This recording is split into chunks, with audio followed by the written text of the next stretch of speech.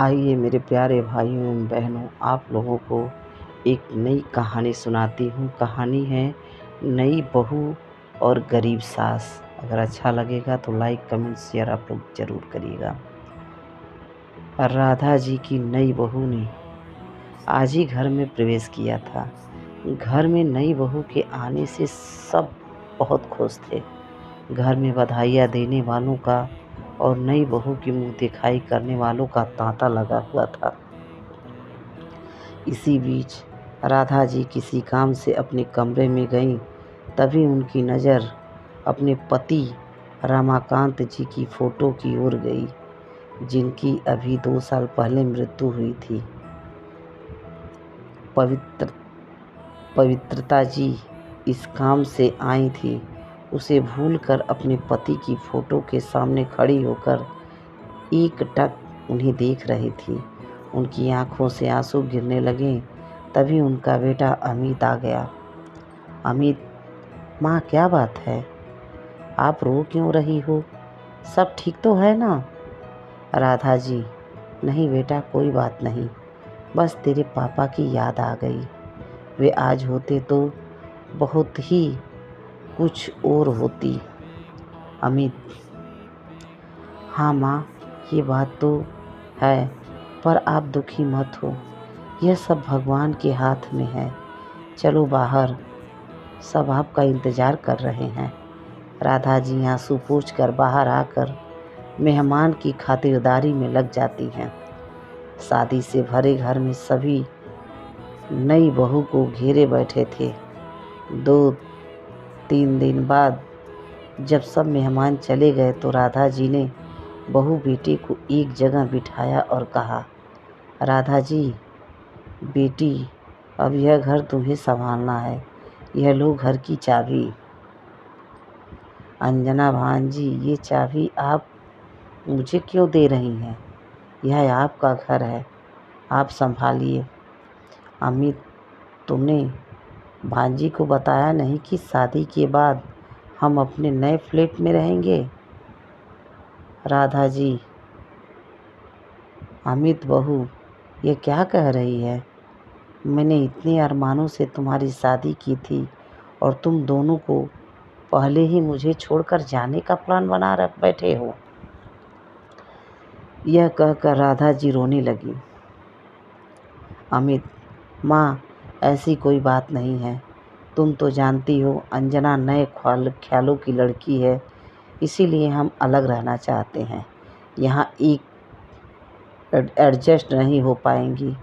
हम आपसे कभी कभी मिलने आया करेंगे और आप चाहो तो कुछ दिन के लिए हमारे साथ रहने आ सकती हो। यह सुनकर राधा जी को बहुत झटका लगा। उसने पति का स्वर्गवास हो चुका था। इकलौता बेटा अमित भी उसे छोड़कर जा रहा था। अब ये अकेले किसके सहारे रहेगी? यही सोचकर वे रोते हुए अपने कमरे में चली गई। 2 दिन बाद अमित और अंजना अपने नए घर में चले गए। जाते समय अमित ने माँ से कहा, अमित, माँ,